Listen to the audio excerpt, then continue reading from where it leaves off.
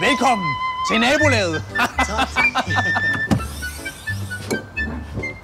Nå, har I været til fremvisning?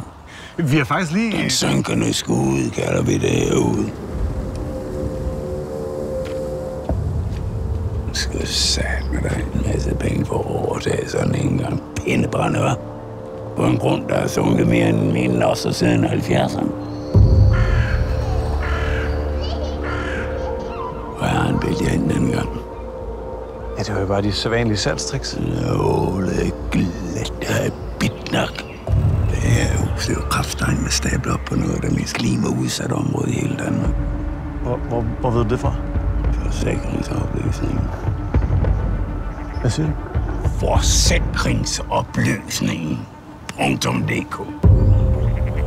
Nej, det kan sgu godt være sådan lige lidt halvafgørende at få læst op på det der, du.